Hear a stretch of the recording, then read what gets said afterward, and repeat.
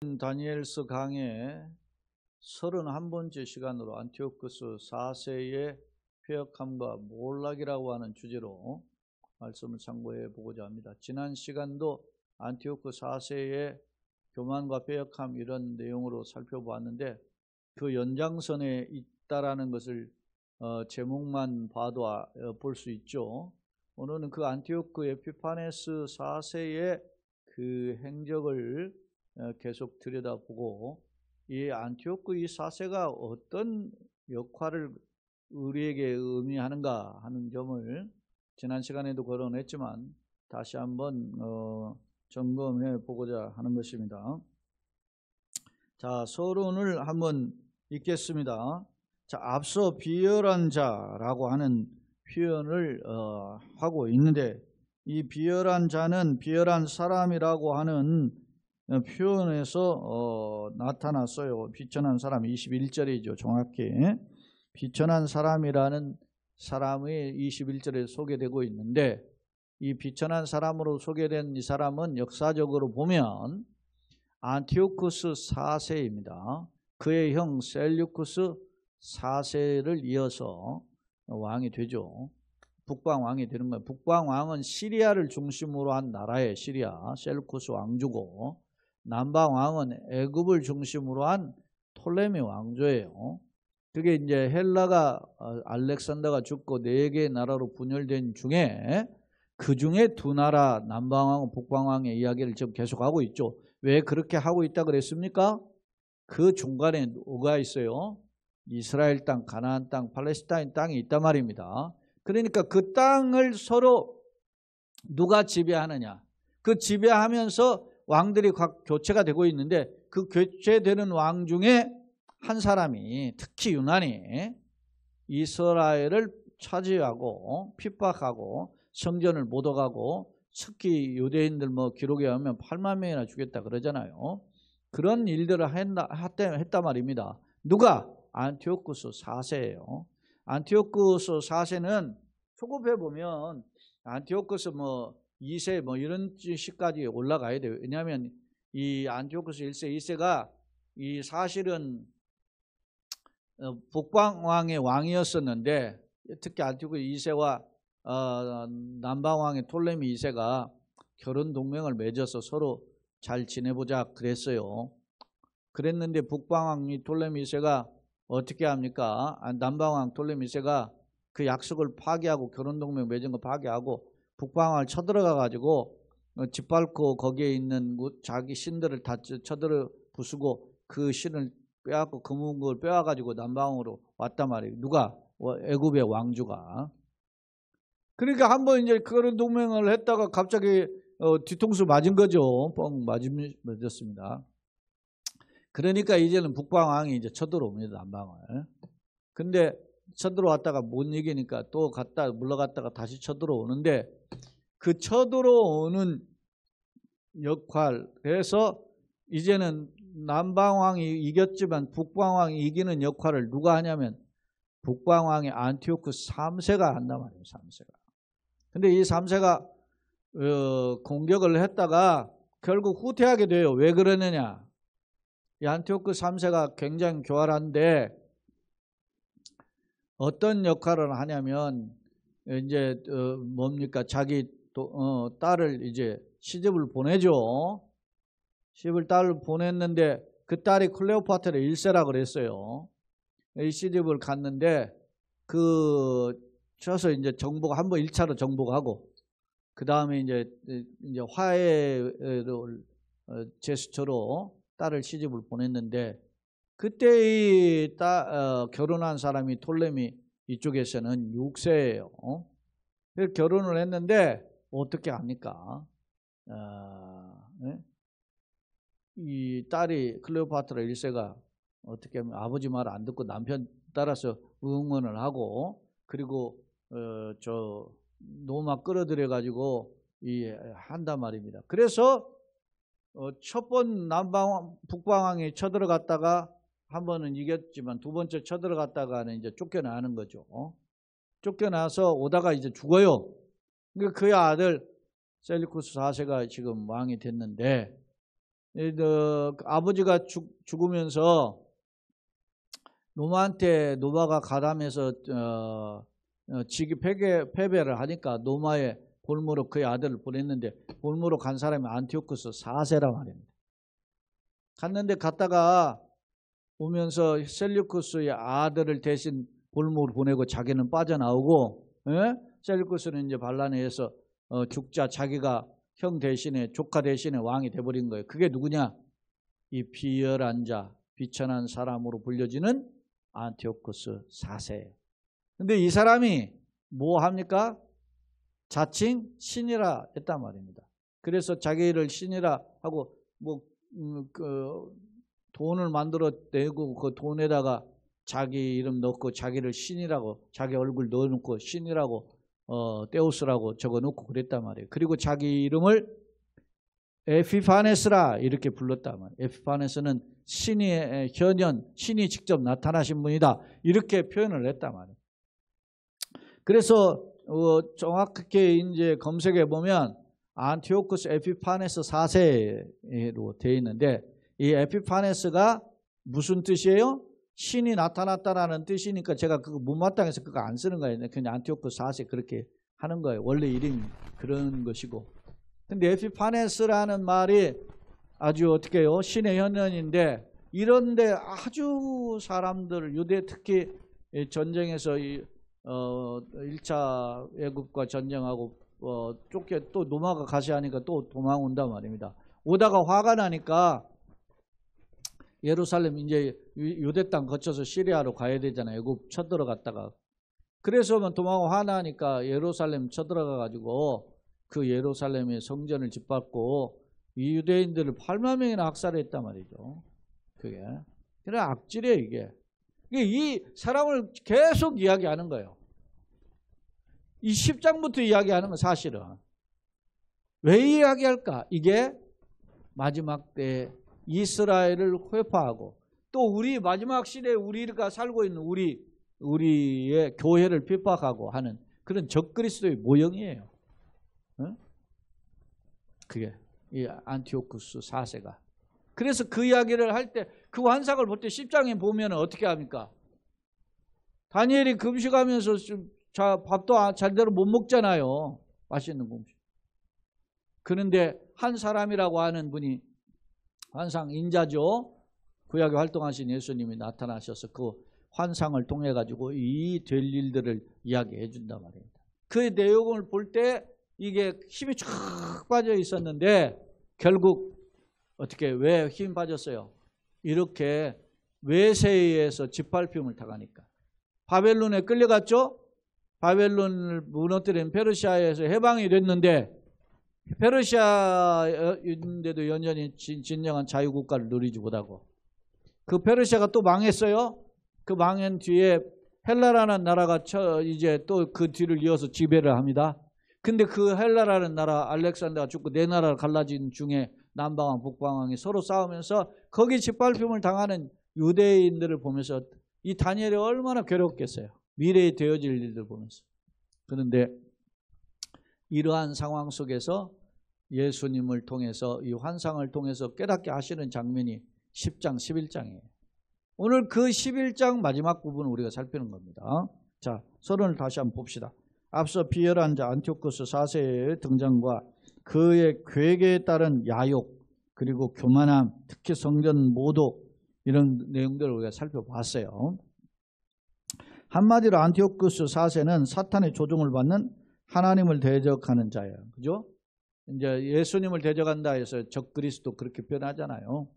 하나님을 대적하는 자라. 사탄의 꼬북 노릇하면서 하나님과 하나님 백성들을 대적하는 그런 자가 안티오쿠스 4세예요. 본문은 그의 계속된 패역한 행적을 지난 21절에부터 등장했거든요. 이 안티오쿠스 4세가. 그런데 오늘 45절까지 이제 계속 오늘 36절로 45절 살피는데 그 계속되는 행적을 보여주고 있어요. 그런데 오늘 45절에는 결국 그도 망하더라 라는 거. 그렇게 발악한 최후에 막 발악을 하지만 망하는 거예요. 여러분 사탄이 발악을 하지만 요한계시록 보면 망하잖아요. 불과 요행못에 던져져 둘째 사망을 당하잖아요. 그 똑같아요. 예고하고 있다. 그렇다면 이는 무엇을 보여주는가? 악한 영과 세상 나라는 자신이 최고인 양 날뛰지만 영원하지 못하다. 이걸 이제 보여줍니다. 자, 내용 한번 살펴봅시다. 자, 성경으로 와서 36절입니다. 그 왕은 안티오쿠스 4세예요. 비천한 왕이란 말입니다. 그 왕은 자기 마음대로 행하며, 그죠? 아나 무인이고 교만하고 하나님 대적하고 막 그러는 거니까 교만이 하를 찌르죠. 자, 스스로 높여 모든 신보다 크다 하고, 그래가지고 자기를 신이라고 그랬다니까 동전에다가 그 주화에다가 자기 얼굴을 그려 만들고 하고 거기다가 데우스라고 적어놨다는 신이 자기가. 예? 이런 교만한, 누가 그래요 요즘? 북한이 김정은, 김일성, 김정은 그렇게 3대 세습 정권이 그래서 무너지라고 기도하는 거예요. 그러니까 예? 여러분, 우리가 북한의 공산주의가 무너져야 돼요. 3대 세습 정권이 무너져야 돼요. 저도 요즘 그런, 제가 김일성, 김정은 빨리 데려가게 해달라고 그런 기도를 했는데 요즘 김정은 저거 빨리 무너지게 해달라는 기도를 요즘 소홀하게 한 것을 참 회개하는데, 여러분 그거 기도해야 돼요. 북한 공산주의 무너지게 하시오. 김정은만 그렇습니까? 푸틴 같은 놈도 무슨 성우는 왜 찍어? 하나님 믿는다 하지만 그런 놈들이 다 이게 가짜 아닙니까? 사탄의 앞잡이에요. 사탄의 앞잡이. 제가 이야기했죠. 히틀러가 하나님 믿는다고 하면 교회 등에 업고 말이지 그 독재 행한 거예요. 교회가 정신 차려야 돼요. 러시아 종교 같은데 그게 제대로 믿는 거예요 도대체? 못된 짓 저렇게 하는데 백성들이 수십만 죽어나는데 그 땅 뺏어서 뭐 할 거예요 도대체? 야욕만 드러내는 거지. 여기 보세요. 여기 36절 스스로 높여 모든 신보다 크다 하며 비상한 말. 이 비상한 말이라고 하는 이 단어가 에다베르 리폴라우트라고 하는 히브리어인데 이게 기이한 말이야. 아주 회개망측한 말이라면 한마디로. 그러니까 이게 학자들은 이 말을 신성모독의 말이라 이렇게 해석을 해요. 하나님을 회방하는 말이다. 그러면 자, 그게 신보다 자기가 높다고 하고 지가 그렇게 하면서 비상한 말로 신들의 신을 대적하며, 그렇게 하면서 막 그렇게 지가 신보다 뛰어높은 것처럼 그렇게 합니다. 여러분, 저 요한계시록 주어질 때도 이런 현상이 있었잖아요.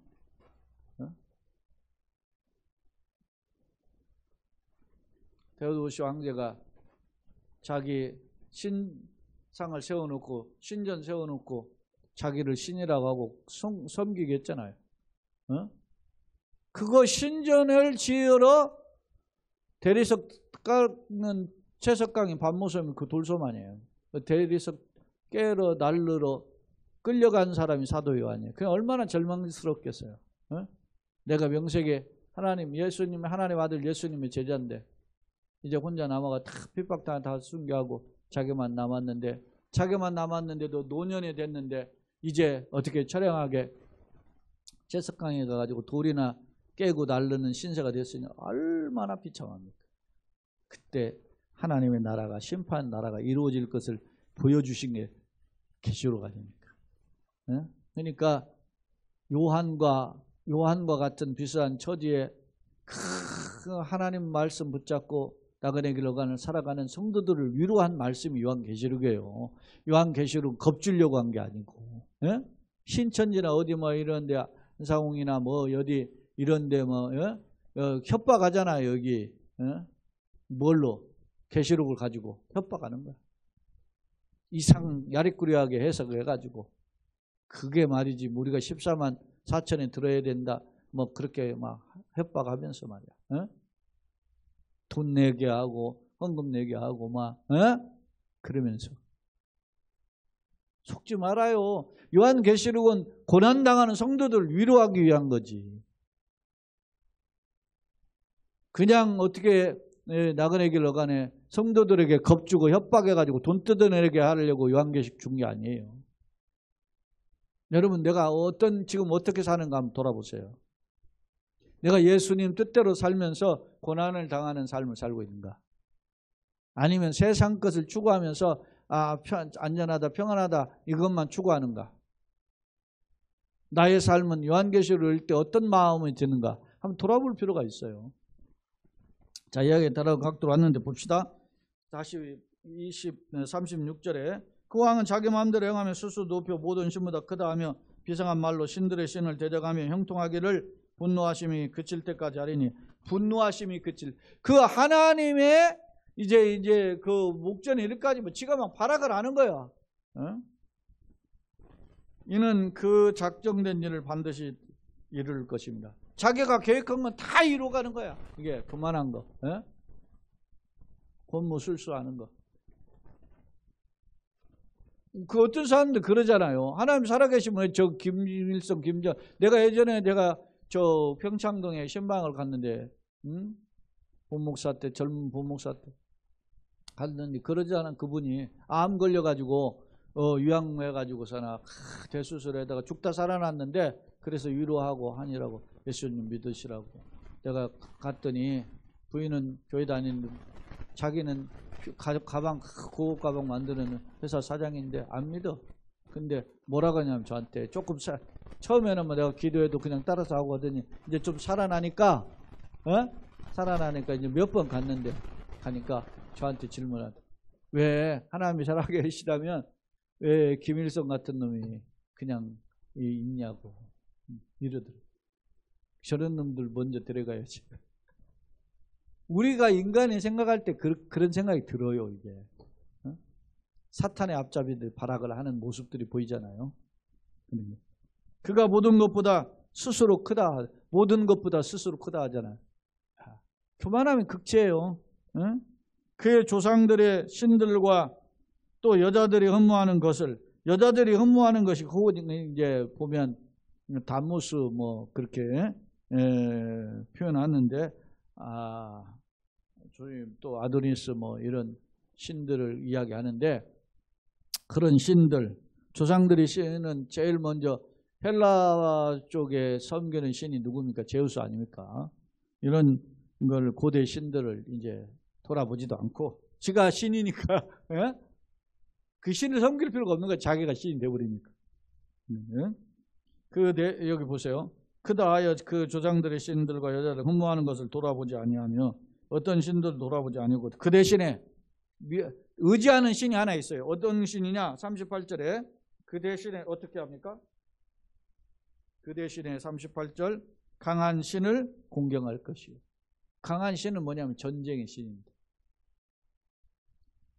전쟁의 신을 공경할 것이요. 또 그의 조상들이 알지 못하던 신에게 금은 보석과 보물을 드려 공경할 것이요. 그러니까 알지 못한 신에게 금은 보석과 보물을 드려 공경. 이게 뭐냐면 전쟁을 이기게만 하는 신이 최고의 신인 거야. 왜? 야욕에 가득 차 있기 때문에. 짓밟으려고. 그런 모습을 지금 보여주는 사람이 누구라고요? 안티오쿠스 4세라고. 그러면서 그는 이방신을 힘입어 크고 견고한 산성들을 점령할 것이며 무릇 그를 안다 하는 자에게는 영광을 더하여. 자, 그렇게 막 정복을 하잖아요. 그러면 정복을 당한 자들 중에 어떻게 할 겁니까? 두 가지 반응이 있을 거 아닙니까? 하나는 항복하는 사람이 있을 것이고, 하나는 이제 그냥 버티다가 죽임을 당하는 사람이 있어요. 그러니까 항복을 하면서 막 영웅이 오셨다고 이렇게 하는 사람은 다른 나라도 어떻게 해요? 땅 주고 집 주고 이렇게 하면서 인기를 얻었단 말이에요. 이게 누가? 굉장히 교활한 놈이죠. 전쟁 치러가지고 이긴 거 전리품으로 그걸 나눠주면서 인기를 얻었단 말이에요. 굉장히 정치를 잘해요. 머리를 잘 쓰는. 오늘날도 말이지 국민들 가려운데 긁어주고 돈 뿌려주고 말이지 그렇게 하고서나 하는 게 누가 그 짓 잘합니까? 네? 우리가 그런 걸 분별을 할 수 있어야 돼요. 미국이나 우리나라 보세요. 지금 대통령 선거했고 하려고 하는 나라들 보세요. 누구한테 열광합니까? 그 사람이 거짓말. 제가 한 일주일 됐을 거예요. 그 분석하는 기사를 봤더니 어디 보면 CNN인가에서 분석을 했더라고. 트럼프가 한 말들 누가 해서 그냥 아니면 말고식으로 뱉은 말들의 거짓말이 20개가 넘다고. 그런데도 열광하죠. 왜? 자기한테 이득이 될 것 같아. 지금 안티오쿠스가 정복을 했어요. 정복하고 거기에 있는 사람들한테 회유책으로 땅 나눠주고 건물 나눠주고 권력 주고 그러니까 막 열광한단 말이에요. 여기 보세요. 다시. 그는 이방신을 힘입어 크고 견고한 성들을 정령할 것이요 무릇 그를 안다 하는 자에게 영광을 어떻게 해요? 더하여 여러 백성을 다스리게도 하고 그 권력을 주는 거예요. 그에게 뇌물을 받고 땅을 나눠주기도 하고 막 이렇게 하니까 그 사람들이 막 영광을. 굉장히 머리가 잘 돌아간 정치꾼이죠. 자, 그 다음에 이제 마지막 때 남방왕 그와 힘을 다지고 계속 불편한 관계를 했죠. 뭐 결혼동맹을 벌써 뭐 2차례 하시잖아요. 그래서 서로 뭐 딸을 주고 이쪽 딸을 주고 남방왕이 처음엔 딸을 줬다가 쳐들어갔죠. 북방왕이 딸을 줬다가 또 쳐들어가고 이런 일을 계속 하는데 남방왕이 이 북방왕의 안티오크 4세를 이기지 못해요. 것이나 북방왕인 병거와 마병거와 많은 배로 회오리 바람처럼 그에게 마주왔죠. 회오리 바람처럼 막 강력하게 마주와서 그 여러 나라를 침공하여 그 물이 넘친같이 지나갈 거죠.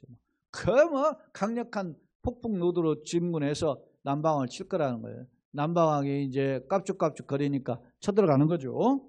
또 그가 영화로운 땅에 들어가고 영화로운 땅이 어디에 지금? 영화로운 땅 앞서 계속 이야기했잖아요. 이스라엘 땅을 영화로운 땅이에요. 하나님이 주시는 땅이라.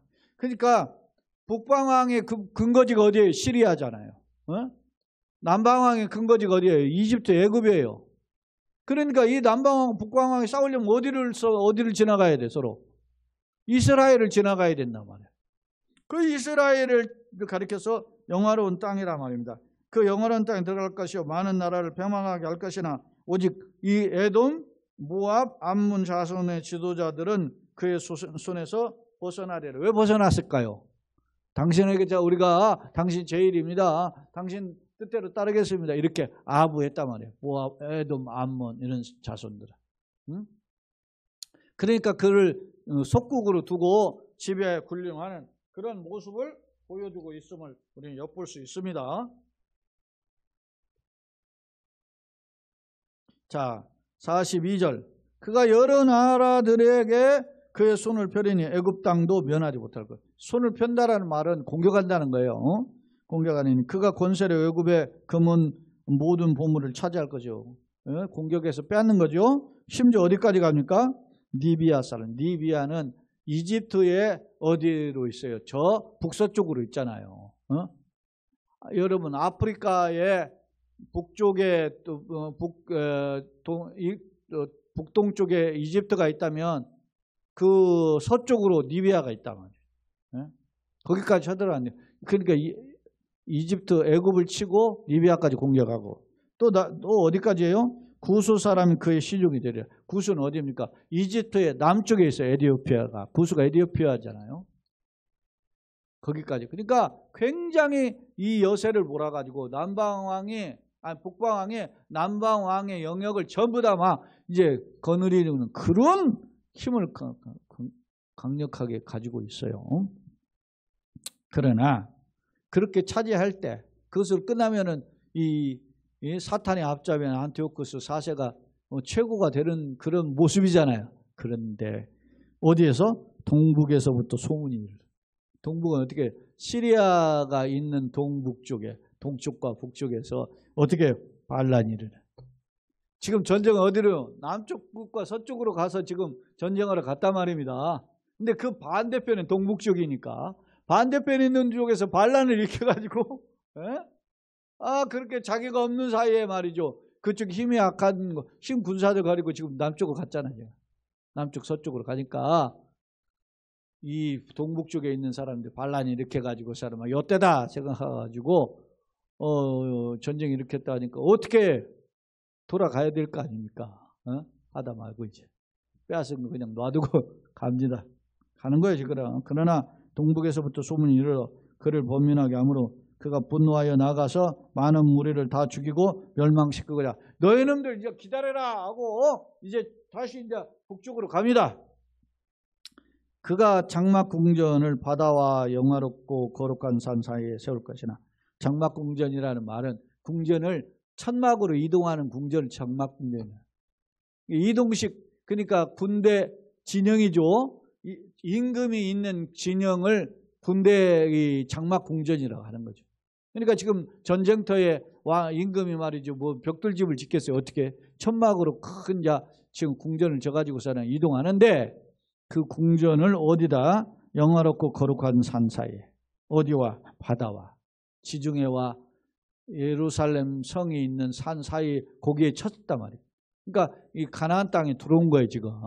그 사이에 세울 것이나 그의 종말이 이르니. 그러나 결국 멸망한다. 지금. 승승장구하며 쳐들어가고 막 그렇게 했지만 결국은 망하게 될 것이다.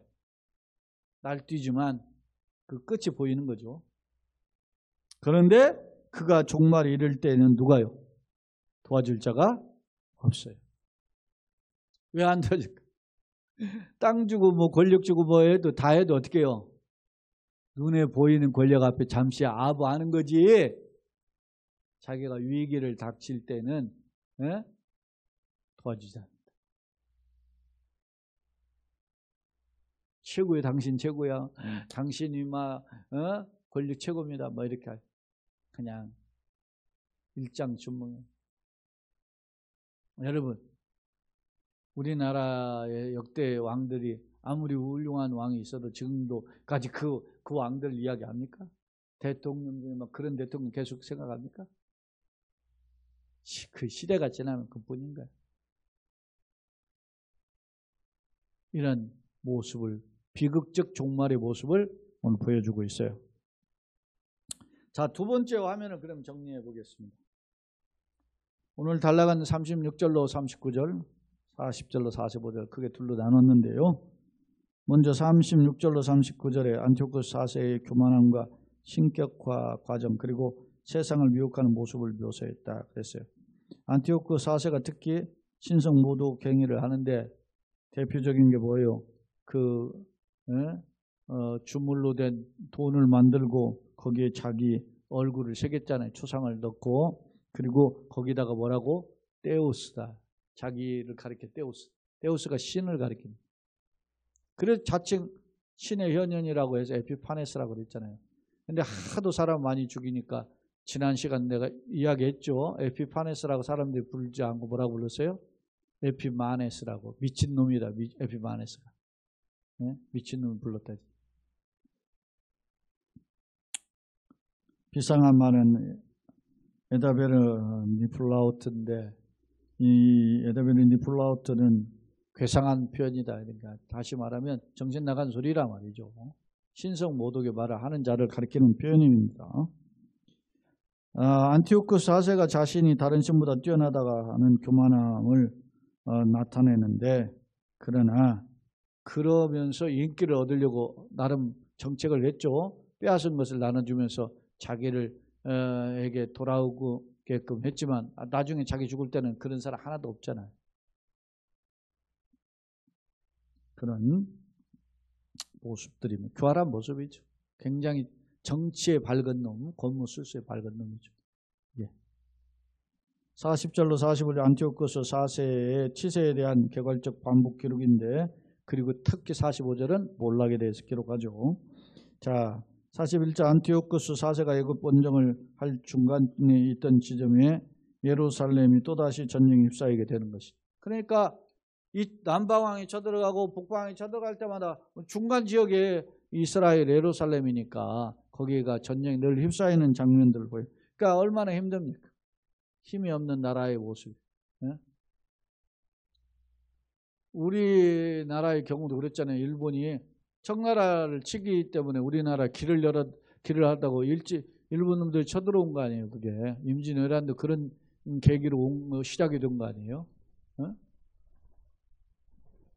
뭐 일제시대 뭐 청일전쟁, 노일전쟁 다 그런 거 아닙니까? 우리나라를 그 교두부로 삼아가지고 다 빌미를 삼았어. 그냥 힘이 없으니까. 그러니까 우리가 뭐 미국, 일본, 중국, 러시아 뭐 이런 강대국의 그 틈새에 있는데 누구를 의지한다고 되는 거예요. 이용해야 돼. 우리는 사실은 엄밀히 말하면 계산적으로 단지 이용할 뿐이지 그를 의지하면 안 돼요. 우리 힘을 길러야지.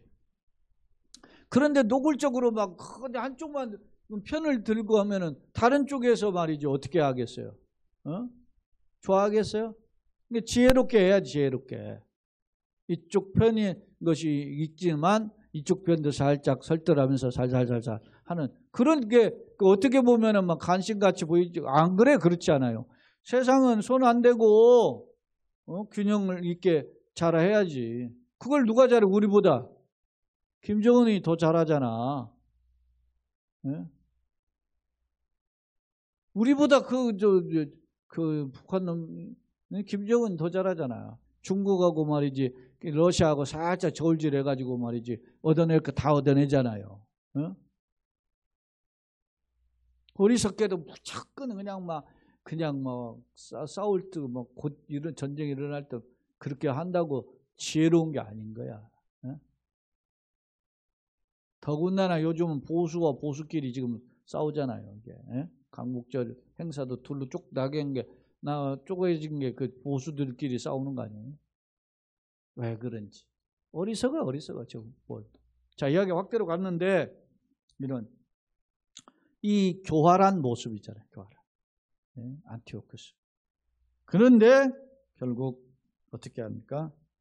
이제 애굽 원정 떠나고 심지어는 저 리비아까지 저 구수까지 정복을 했지만 저 반대의 북동쪽에서 반란이 일어나서 그거 정복하러 다시 가다가 대해는 바다는 지중해죠. 그리고 영화로운 땅은 예루살렘 그 중간에 있는 지점에서 천막 왕의 이동식 천막을 쳤단 말입니다. 천막 공전을 쳤다가 거기에서 죽은 거야. 어리석은. 그때 죽을 때 그를 도와줄 적 없다. 자, 이제 한번 안티오쿠스 4세에 대한 몰락을 통해서 교훈을 무엇이냐 한번 살펴봅시다. 교활과 폐역. 그 자칭 신이라 불렸죠. 에피파네스. 그리고 신성 모독의 언행을 계속했죠. 전쟁인 신을 의지하여 정복을 실시했고 피정복민들에게는 인기를 얻기 위해서 보상을 해서 돈을 나눠주고 권력을 줬죠. 즉 세상을 미혹하여 하나님을 데려가는 전형적인 적그리스도의 모습. 오직 세상의 영화만을 생각하고 권력만을 생각하고 부귀만을 생각하는 그런 자들이 적그리스도다. 엄밀히 말하면. 교회나 하나님이 이용할 뿐이지. 몰락 영토 확장을 위해 계속 원정을 떠나고 오히려 반란이 반복되고 결국 자신. 예수님이 베드로에게 너 칼집에 꽂아라 말고의 귀를 잘랐던 베드로에게 이야기죠. 뭐라고 하세요? 칼로 싸우는 자 칼로서 망한다. 푸틴이 뭘로 망할게요? 전쟁으로 망하는 거예요. 제가 보기에는 그래요. 전쟁 일으켜가지고 이번 전쟁만 일으킨 거 아니에요. 이미 한 10몇 년 전에 어디 일으켰어요? 크림반도 이미 빼앗아서 차지했었잖아요. 그 이전에 어디를 했어요? 조지아도 쳐들어가서 하고 뭐 어디 뭐 저기 아프가니스탄도 그 이전에 쳐들어가고 다 그랬잖아요. 푸틴이 한두 번 전쟁한 게 아니에요.